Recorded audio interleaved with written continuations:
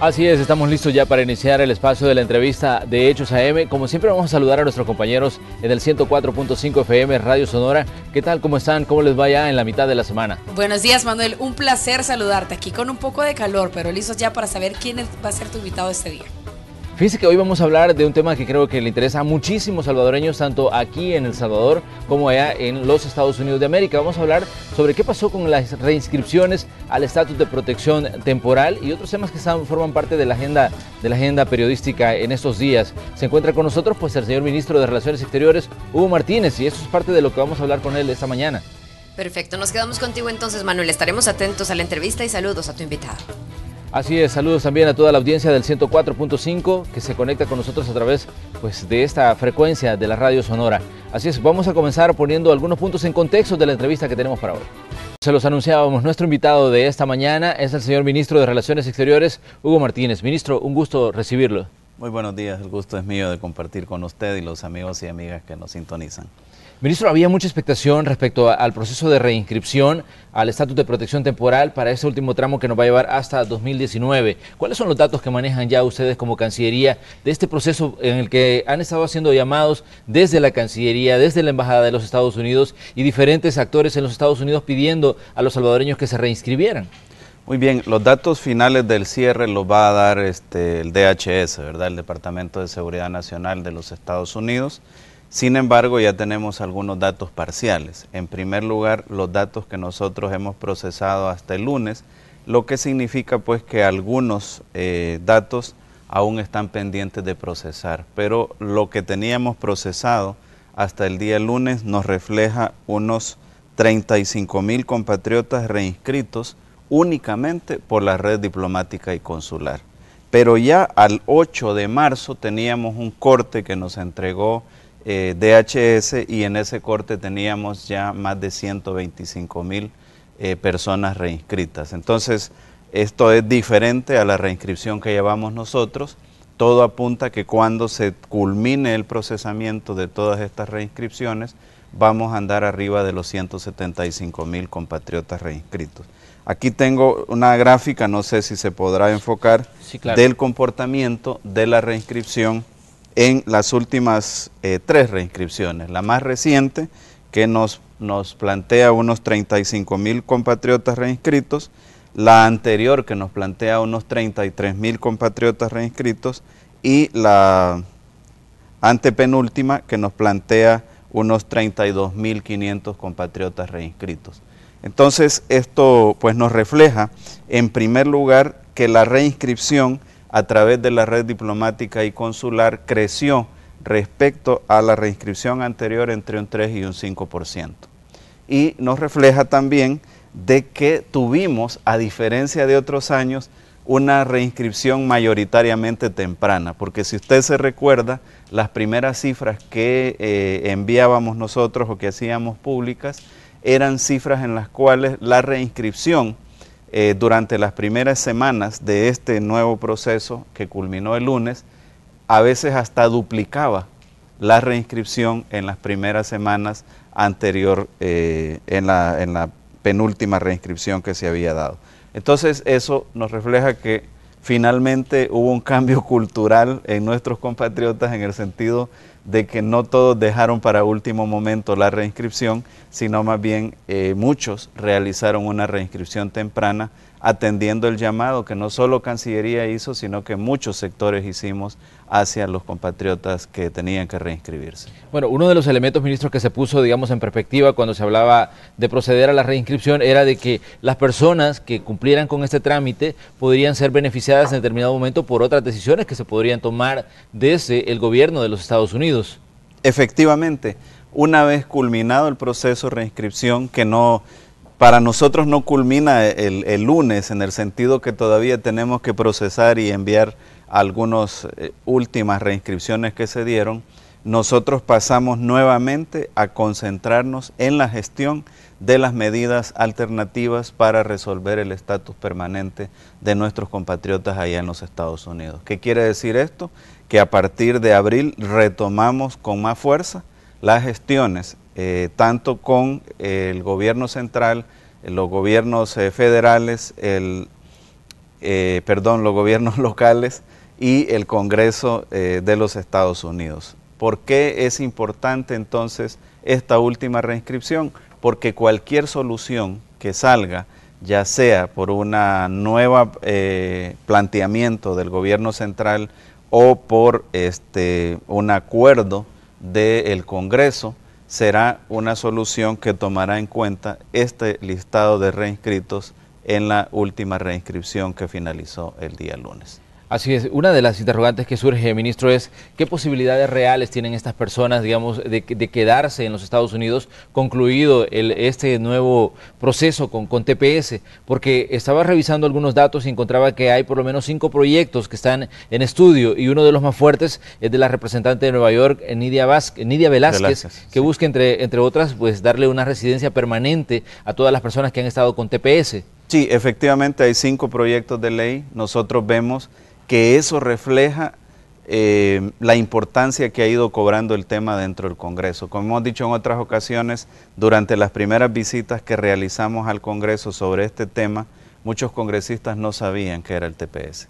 Y además no había ningún proyecto de ley sobre la mesa. Ahora hay 5 proyectos de ley, pero como sabe también hay una negociación un poco más compleja, donde el Ejecutivo ha planteado una demanda que puede, si esa demanda que ha planteado es negociada o es concedida, puede también el Ejecutivo de los Estados Unidos conceder una flexibilidad en los casos de DACA y TPS.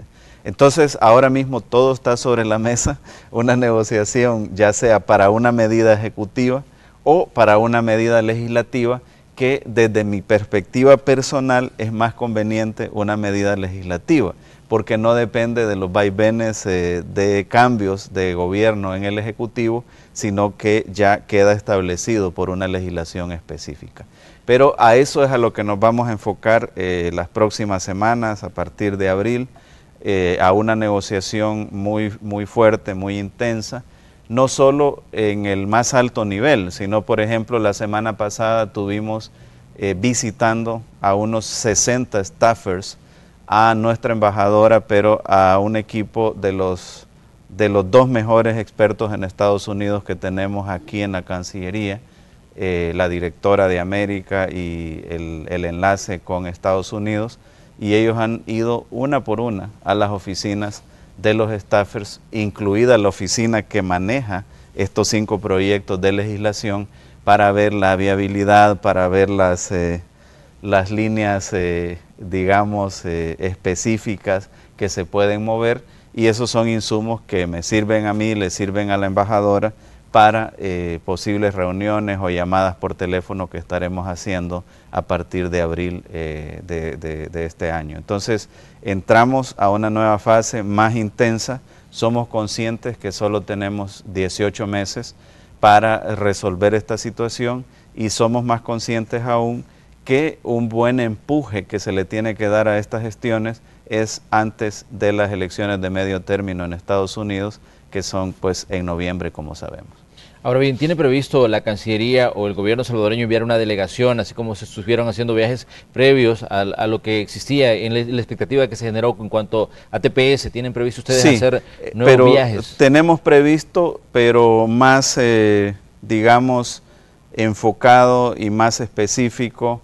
No necesariamente la única visita podría ser a Washington, sino a algunos estados claves donde hay congresistas en gran número, como por ejemplo en California, y donde se puede abarcar no solamente a esos congresistas de ese estado, sino también a otros funcionarios del estado. Pero como les decía, eso se comenzará a partir de abril, siempre haciendo una optimización de los pocos recursos que tenemos para cubrir la mayor cantidad posible de personas que aún no han decidido. Los que ya decidieron apoyar el proyecto, pues a lo mejor algunos les iremos a saludar para mantener esa relación, etcétera, pero nos vamos a concentrar en aquellos congresistas que aún no han expresado una decisión de apoyar este proyecto, cualquiera de los proyectos de ley que están sobre la mesa.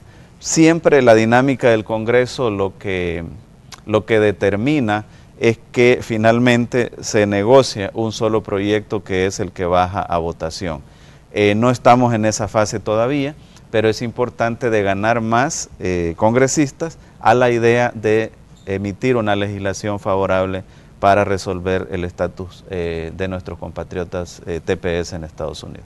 Revisando algunas publicaciones que hacían periódicos locales en los Estados Unidos, decían y anunciaban que entre el 26 de marzo y el 9 de abril, beneficiarios de TPS van a estar visitando a legisladores en sus distritos, bueno, para pedirles y que digamos, que en determinado momento puedan interceder por ellos.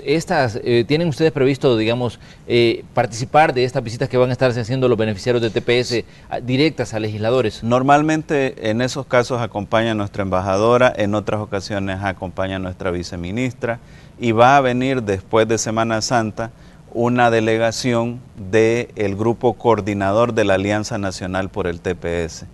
Vienen a reunirse con nosotros, pero también a reunirse con tomadores de decisiones como diputados de nuestra Asamblea Legislativa, para dar un reimpulso a la campaña que tenemos para una solución permanente a nuestros compatriotas amparados en el TPS. Así que con ellos hay una coordinación efectiva, igual que con las iglesias, igual que con el sector privado en los Estados Unidos. Con todos tenemos una comunicación permanente, siempre trabajando en la misma dirección de resolver esta aspiración de nuestros compatriotas de convertir ese estatus temporal que tenían en un estatus permanente que significa la residencia. Ahora bien, hay una demanda interpuesta por beneficiarios de TPS en una corte de San Francisco. ¿Qué impacto consideran ustedes que puede tener esto en determinado momento? Digamos, una demanda interpuesta contra el presidente Trump, argumentando que se canceló el programa sin hacer pues estudios de cada uno de los casos de las personas que se iban a ver afectados. ¿Puede tener esto en determinado momento algún impacto, digamos, en todo este proceso conocido como TPS y que busca pues a la larga generar estabilidad a las personas que se vieron beneficiadas en determinado momento por el programa? Sí, efectivamente puede tener un impacto, como ya lo vimos en DACA. Las medidas de detención y deportación de beneficiarios de DACA han sido suspendidas por resoluciones de algunas cortes en relación a demandas que fueron presentadas. En el caso de TPS tenemos dos grandes demandas, una presentada en la costa este, en Boston para ser concreto, y la otra presentada en la costa oeste. Claro que pueden tener una repercusión, pero eso dependerá del criterio del juez. Se supone que si vemos el histórico de las resoluciones de los jueces de estos lugares, se supone que podría haber una resolución favorable amparando a las personas que han planteado la demanda. Entonces eso podría abrir un nuevo camino dentro del ámbito estrictamente legal. Y hablando del ámbito estrictamente legal, yo quiero decir que nosotros no hemos quitado el dedo del renglón de seguir asesorando a personas que pueden hacer un ajuste de estatus. Ya lo hemos dicho en otras ocasiones, personas que tienen hijos que son ciudadanos americanos mayores de 21 años, personas que tienen cónyuges ciudadanos americanos, personas que tienen un trabajo y que la empresa puede respaldar la gestión para un ajuste de estatus. Todos esos casos los estamos asesorando. A estas alturas, desde noviembre del año pasado hasta ahora, si las cifras no me fallan, llevamos alrededor de 10.000 personas asesoradas con asesoría migratoria especializada. Hay coordinación, por ejemplo, con las personas que han presentado estas demandas, tanto en la costa este como en la costa oeste, pero como comprenderá, ya el rol del Estado no es ser parte de la presentación de esa demanda, porque entran otros factores de la relación entre Estado a Estado. En algún momento podemos valorar la figura de amicus curiae, que podría ser una especie de acompañamiento a estas demandas, como se ha hecho en otros casos judiciales no relacionados con el TPS. Pero eso es algo que estamos valorando con nuestros abogados. Sin embargo, quiero resaltar la importancia de esos dos aspectos. Uno, que estas demandas pueden generar una nueva jurisprudencia, sobre todo en las áreas, en los distritos, en los circuitos, judiciales donde han sido presentadas. Y dos, que el camino de los casos individuales los seguimos trabajando uno a uno con los compatriotas, ya sea que se acercan o que nos consultan en los consulados móviles que realizamos. Ahora bien, considerando, digamos, que mucha gente logra establecerse en los Estados Unidos y logra arreglar su situación migratoria y ya saliendo, digamos, de los alcances de TPS, el número de personas reinscritas obviamente va a disminuir, sí, porque lo hemos visto a lo largo del tiempo, que veníamos de 230.000 personas y ya en esta última reinscripción se hablaba solo de 195.000. Ese número puede bajar considerablemente, considerando las personas que logren, digamos, encontrar algún punto, digamos, donde puedan quedarse ya fuera de TPS en territorio estadounidense. Efectivamente, y en realidad siempre uno redondea, ¿verdad? Hablábamos de 195.000, pero son alrededor de 192.300 los que se reinscribieron en la reinscripción anterior. Esa cifra definitivamente va a bajar. Los porcentajes de reducción de la cifra han variado desde los primeros años o las primeras reinscripciones que teníamos reducciones de 2 dígitos, ¿verdad? De más del 10%, a reducciones ya de 1 dígito que han sido en las últimas reinscripciones, que las reducciones han andado entre el 3 y el 5% de las personas reinscritas.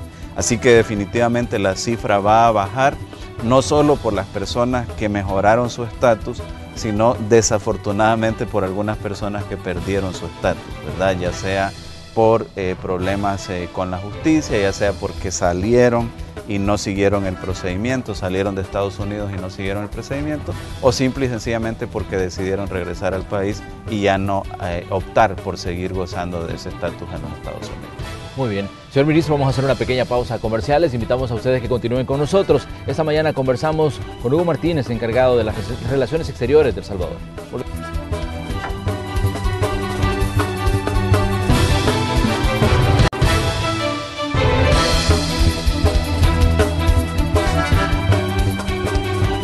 Esta mañana en el espacio de la entrevista de Hechos AM estamos conversando con el señor Ministro de Relaciones Exteriores, Hugo Martínez, y entre los temas que estamos abordando está lo que ha pasado con el estatus de protección temporal, este proceso de reinscripción de todas las personas beneficiadas que concluyó el día lunes.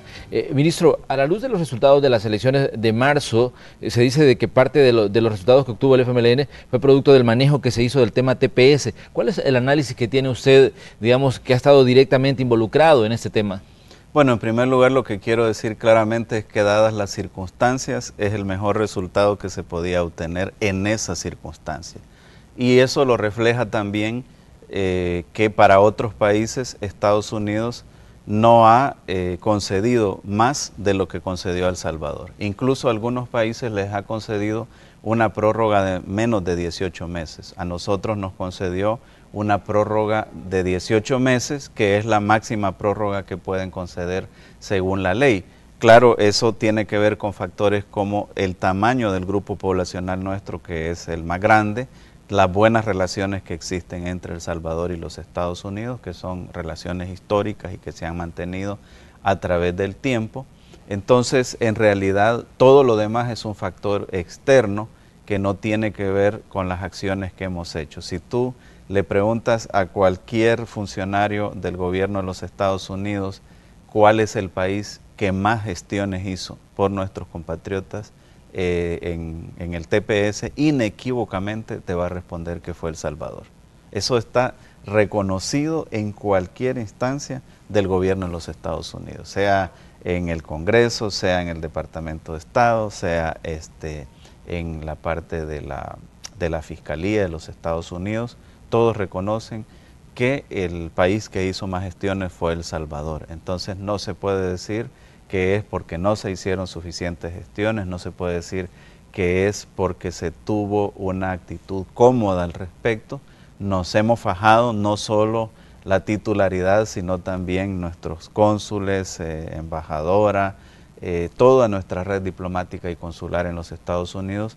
Hemos hecho el mayor esfuerzo posible y el resultado que se obtuvo es el mejor resultado en el marco de las circunstancias que estamos. La política migratoria de los Estados Unidos cambió drásticamente a partir de noviembre de 2016 y esa es una realidad con la que tenemos que bregar. Sin embargo, eso no nos ha desmoralizado, sino por el contrario, nos ha dado un mayor impulso para tener un mayor compromiso con nuestros compatriotas y hacer gestiones adicionales. Incluso ahora, aparte de las visitas que hemos realizado, ya entramos a una fase de invitar a algunos congresistas que vengan al país, que vean cuál es la realidad que tenemos y que sobre esa base se formen un criterio. Seguramente tendremos algunas visitas ahora a mitad de año que servirán también para ir trasladando nuestro mensaje a más congresistas en los Estados Unidos. Así que yo respeto los criterios o las valoraciones que se hagan al respecto, pero insisto en que el resultado no fue por desidia, no fue por falta de acción de este gobierno, y no solo del gobierno, tuvimos ahí gente de las organizaciones de la sociedad civil, incluso alguna gente del sector privado acompañó algunas gestiones. Entonces todo lo que se pudo hacer, todo lo que estaba a nuestro alcance lo hicimos y obtuvimos el mejor resultado dadas las circunstancias, tomando en cuenta que otros países recibieron prórrogas menores a las que recibió El Salvador y otros recibieron prácticamente cancelaciones inmediatas, ¿no? También se ha dicho mucho, ministro, que los pronunciamientos de parte de voceros del FMLN, los pronunciamientos anti Estados Unidos pudieron influir en determinado momento en los resultados. Usted que siempre es el encargado de reaccionar ante este tipo de cosas, ¿cree que esto pudo ser así? Bueno, yo como siempre he dicho, y es algo que tenemos como norma en la relación con el gobierno de Estados Unidos, la posición oficial de El Salvador está consignado en nuestra Constitución, que la expresan el presidente y el canciller de nuestro país. Cualquier otra opinión, pues es opinión, digamos, importante quizás aquí a nivel nacional, pero a nivel internacional lo que se toma como referencia son esos posicionamientos y esas opiniones. Sobre los criterios vertidos por dirigentes políticos, por diputados, como los he dicho en otras ocasiones, sería muy difícil para mí comenzar a referirme a cada uno de esos criterios de los diferentes partidos, de los diferentes diputados, etcétera. Pero lo que sí siempre les he dicho es que no deben pensar en lo que ellos creen que quiere la gente, no deben pensar en lo que ellos creen que se debe expresar a nombre de la gente, que todos debemos ser más profundos en escuchar a las personas. No en balde tenemos solamente una boca y dos oídos, ¿no? Quiere decir que si tenemos dos oídos y una sola boca, tenemos que escuchar más y hablar menos. Y ese es el mensaje que yo daría, no solo para todos los políticos en nuestro país, sino para mí mismo, en el sentido que es importante escuchar lo que la gente está pensando, lo que la gente quiere. Bueno, uno puede ver por las encuestas que la gente aprecia una relación armónica con los Estados Unidos, que la gente está acostumbrada a una relación histórica con los Estados Unidos, que tiene un entramado no solo económico, no solo de cooperación, no solo cultural, también político, gastronómico incluso. Entonces esas son las cosas que hay que tomar en cuenta y cada partido pues tiene que sacar su lección de cómo ha influido y en qué dirección han ido los planteamientos o los pronunciamientos que han hecho. Ayer en declaraciones que daba Carlos Cáceres, él anunciaba que se integraba al servicio exterior. Me gustaría que me diera su punto de vista sobre este nombramiento como embajador de México de Carlos Cáceres, quien sale, digamos, de la cartera de Hacienda para integrarse directamente a su ministerio. Bueno, lo primero que hay que decir es que el señor presidente me ha dado una instrucción de, pasando los procedimientos de rigor en Cancillería, encontrar un nombramiento para el exministro Cáceres. Pero son cosas que no se pueden dar por sentadas. Por ejemplo, hay un procedimiento, hay que hablar con nuestro embajador en México, hay que pedir el beneplácito al gobierno de México y es una opción que se está considerando. Pero yo en este momento, y el presidente fue muy claro al hacer el anuncio, dijo, le he dado la instrucción al canciller que ubique en el servicio exterior al exministro Cáceres. Pero en este momento yo no me atrevería a dar por sentado un destino en particular, porque eso tiene que ver con los procedimientos, incluso la decisión soberana del país receptor de otorgar el beneplácito o no. Hasta ahora pues nunca se nos ha negado un beneplácito, pero es un poco a la ligera dar por sentadas ciertas cosas.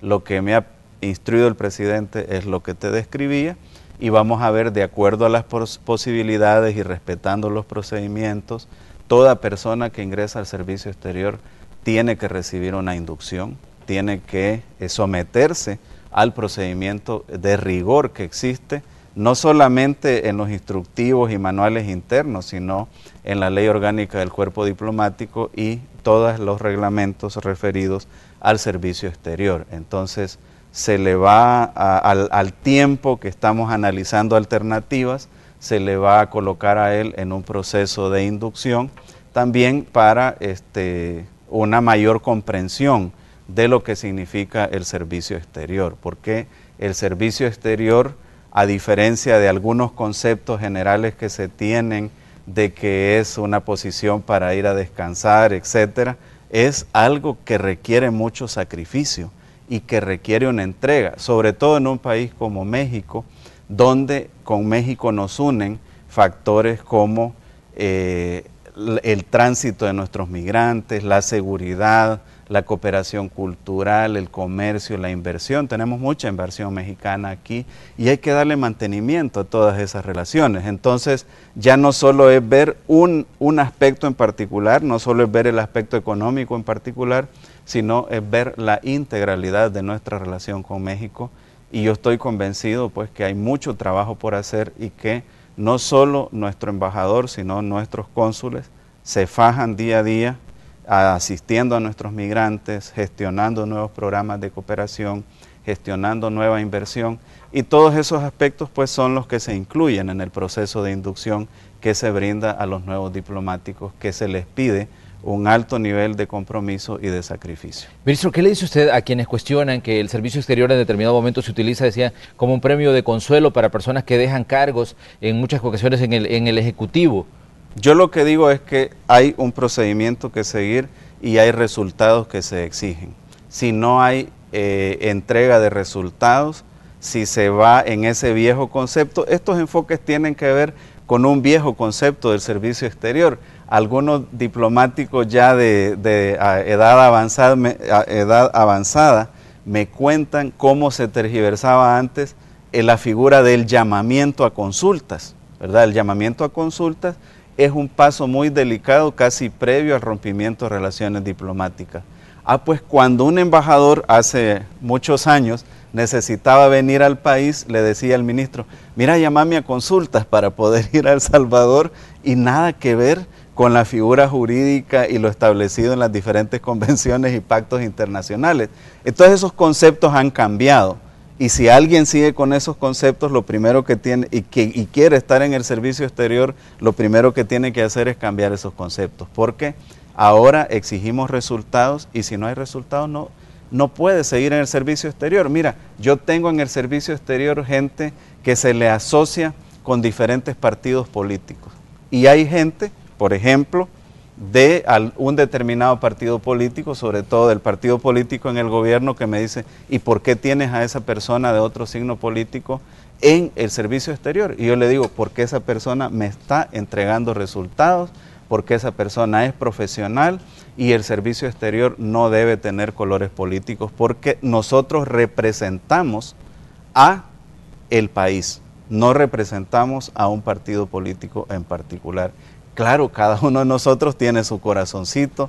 Yo siempre he dicho, nunca he negado que soy militante de un partido de más de la mitad de mi vida, del FMLN, pero eso no quiere decir que nuestra gestión la vamos a hacer sesgada, y hemos dado muestras muy claras de hacer una gestión con ese planteamiento que acuñamos desde 2009, una política exterior abierta al mundo y sin ataduras ideológicas.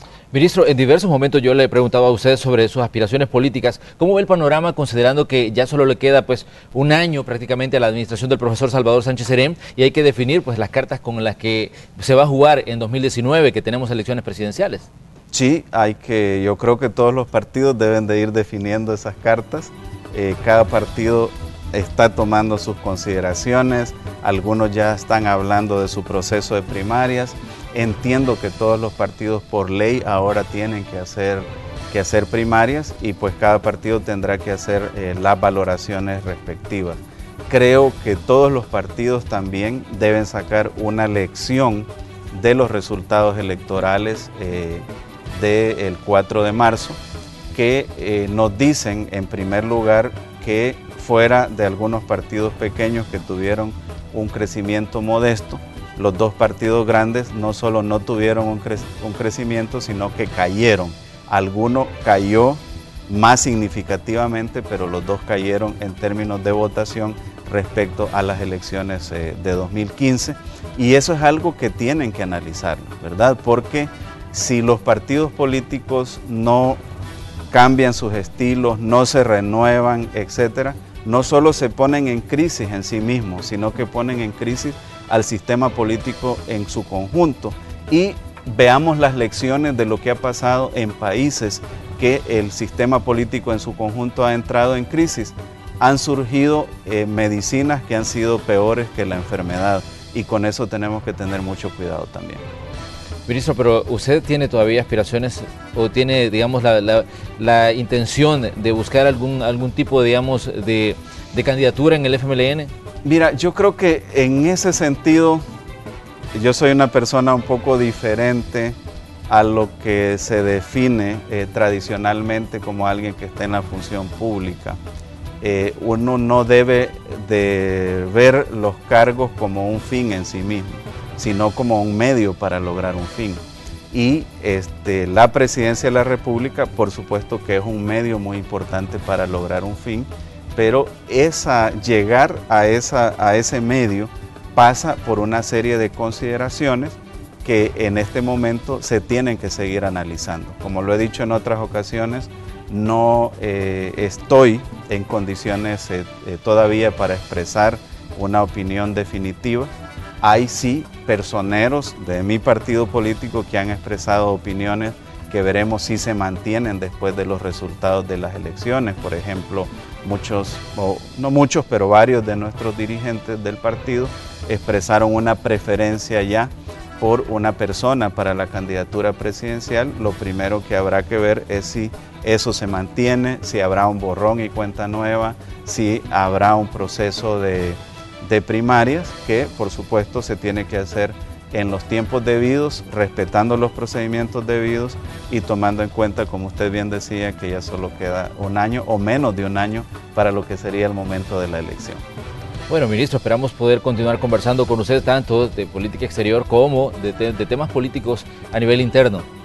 Con mucho gusto, siempre que ustedes quieran estoy a la orden, y pues en el momento que sea preciso y yo tenga una información más decantada, más depurada que compartir sobre el tema de los procesos políticos electorales y el rol que yo podría jugar, pues la voy a compartir con ustedes, pero por el momento me mantengo tranquilo haciendo mi tarea. Yo creo que es una gran responsabilidad la que tengo y cada día trato de hacerla lo mejor posible. Muy bien, muchas gracias, señor ministro. Con mucho gusto. Gracias por acompañarnos. Bueno, cerramos nosotros este espacio de opinión, el espacio de la entrevista de Hechos AM. Vamos a saludar nuevamente a nuestros compañeros ahí en el 104.5 FM y a todas las personas que han estado en nuestra sintonía y escuchando pues lo que decía hoy Hugo Martínez, ministro de Relaciones Exteriores. Compañeros.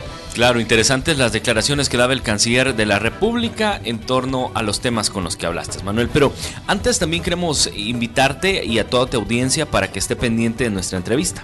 Así es, más adelante vamos a estar conversando con el diputado de Arena, René Portillo Cuadra. Hay muchos puntos que tocar con él con este tema electoral y también con las perspectivas para la nueva legislatura. Así que les invitamos, ya en unos minutos comenzamos la entrevista. Gracias, Manuel, y gracias al canciller Hugo Martínez. Saludos, canciller.